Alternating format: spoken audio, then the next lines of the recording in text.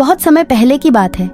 एक घने जंगल में एक शक्तिशाली शेर रहता था जिसका नाम था शेरू। शेरू जंगल का राजा था जिससे सभी जानवर डरते और उसका सम्मान करते थे। एक गर्म दोपहर जब शेरू एक छायादार पेड़ के नीचे आराम कर रहा था, उसने मदद के लिए चिल्लाने की आवाज सुनी। जिज्ञासावश शेरू ने आवाज का पीछा किया और देखा कि दो छोटे लड़के टॉम और जैक एक शिकारी के जाल में फंसे हुए थे। लड़के खेलते खेलते जंगल में बहुत दूर चले गए थे और गलती से जाल में फंस गए थे। वे खुद को आज़ाद करने के लिए संघर्ष कर रहे थे, लेकिन उनकी कोशिशें नाकाम हो रही थीं। शेर को अपनी ओर आते देख लड़के बहुत डर गए।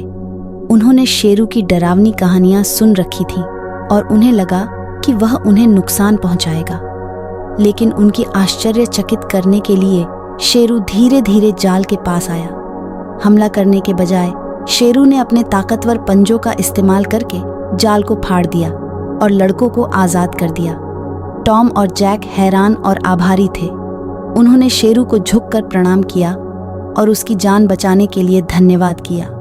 उन्होंने वादा किया कि वे फिर कभी जंगल में इतनी गहराई में नहीं जाएंगे और दूसरों को भी जाल की खतरों के बारे में चेतावनी देंगे। शेरू ने समझदारी से सिर हिलाया और देखा कि लड़के सुरक्षित रूप से अपने घर की ओर चले गए। लड़के गांव लौटे और गांव वालों को उस दयालु शेर की कहानी सुनाई जिसने उन्हें बचाया था। गांव वाले आश्चर्यचकित हो गए और उन्होंने शेर को एक नए नजरिए से देखना शुरू कर दिया। उन्हें एहसास हुआ कि सबसे भयंकर जीव भी दयालु हो सकते हैं। उस दिन से गांव वाले जंगल और उसके निवासियों का अधिक सम्मान करने लगे। उन्होंने अपने बच्चों को प्रकृति की सराहना करना और उसकी रक्षा करना सिखाया और सभी जीवों के साथ दयालुता और सम्मान से पेश आने की शिक्षा दी। शेरू भी बहादुरी और करुणा का प्रतीक बन गया, यह दिखाते हुए कि ताकत और दयालुता साथ साथ चल सकते हैं।